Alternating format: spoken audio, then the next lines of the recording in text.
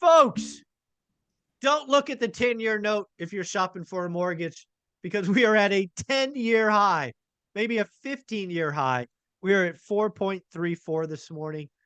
Taylor, what is going on? This higher for longer thing seems to be catching on. It really does. Yeah. I feel for people buying a house right now and taking out a mortgage because it is just violent, the movement. We've seen more than a doubling in the last 24 months in mortgage rates. They're all predicated on that 10-year note. And that 10-year note, the yield, which dictates where mortgage rates are predicated on two things: the future outlook of growth of the economy and inflation.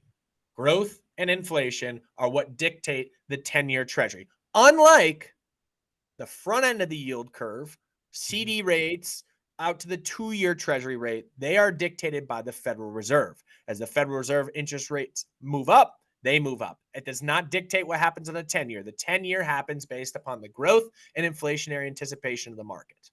Yeah, to that end, I just looked up the 2-year. As of this recording, it's at 5.06. You can get 5% on a 2-year note.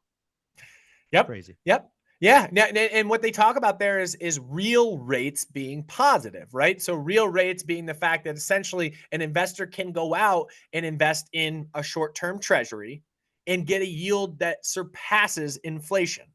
And therefore you get an actual profit after inflation. Yeah. So I don't know if you saw this. There was Morningstar. I'm sure you've heard of Morningstar. Yep.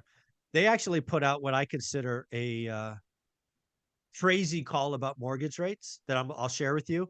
And then I want to talk about what would have to happen for this to be true. Oh boy. Oh boy. This is going to come high and tight. Go ahead. First off, let's point out that Morningstar is alone in the predictions at this level, but it was so crazy. And again, Lance Lambert at Fortune, thank you for posting this. Morningstar is calling for 4% mortgage rates in 2025. Okay. So 4% mortgage rates means you probably have a 10-year at what? You have a broken economy. Yeah. You have a broken economy. There's no other way to look at this. The economy is in the can if we get a 4% mortgage from right now at 7.5 or wherever we sit currently. Yeah. I mean, it would have to be broken. We're talking. So let's talk about this a little bit more though, because I do think there's one probably embedded point there, and we touched on this last week that could help a little bit. Generally, what you have is something like the 10-year treasury plus 1 to 1.5% is what gets you to the 30-year mortgage rate. Yep, right correct. now, it's the 10-year treasury plus 3%. Yeah. So some of what they may be saying is you get some compression there. But regardless, you have to have the 10-year plummet. Even if it goes back to normalcy, that's the 10-year at 2.7% plus 130 to get you to 4%. Yeah. That's So their call, if I'll talk about the whole call, right? Morningstar thinks the 10 years at 2.25. They then see 175 basis point spread. So it comes in a little bit. That gives you they did specify in this. Okay. They did. Yeah, they did. Yep.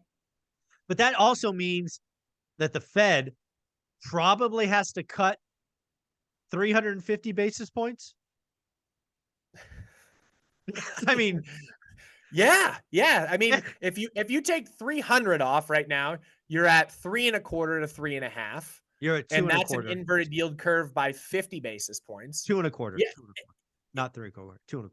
2.25. Right. Sorry, 2.25. Right, and that's still an inverted yield curve at 50 basis points over 175 that they're calling for.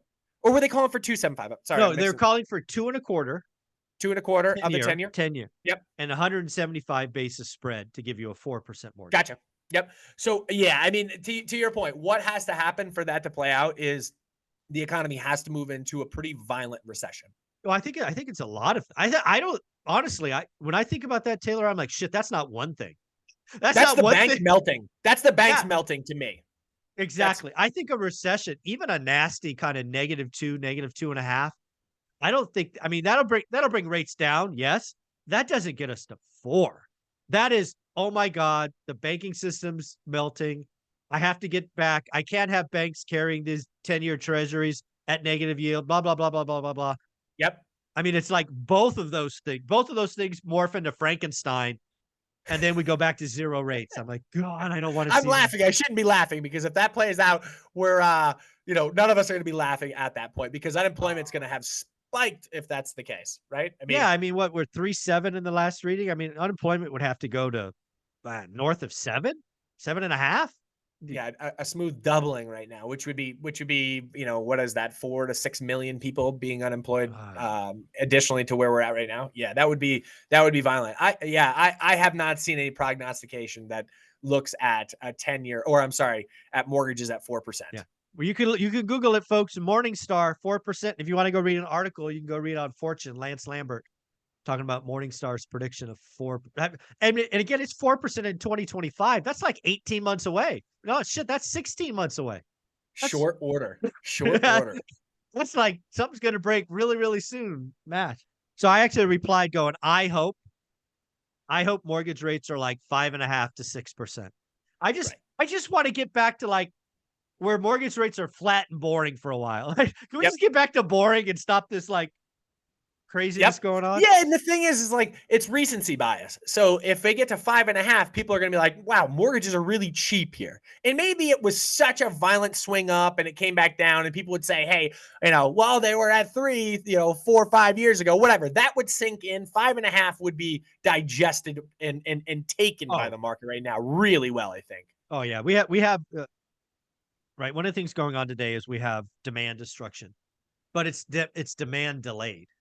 Right. It's like pressure in a pipe that's building. And I really do think the buyers are going 7 bad, 6 good. And shoot, if we got to 5.5 is great.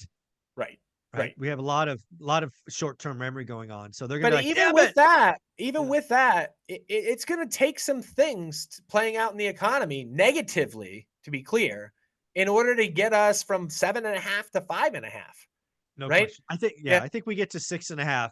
I think we get to 6.5 mortgages when the Fed declares victory and it says we're done because of that spread, right? There's about 100 basis point that could come off quick. Yeah, and like you look at the mortgage companies, like, hey, why are they building in so much extra buffer here? Listen, they don't want to. They would like to undercut their competition and come in at 6.5 right now, as opposed to 7.5, and get all of the mortgages, but they just can't. There's too much risk of the Fed continuing to press rates higher and them being offsides by cutting their rates down like that. Yeah. As soon as they declare we're done, mortgages will come in.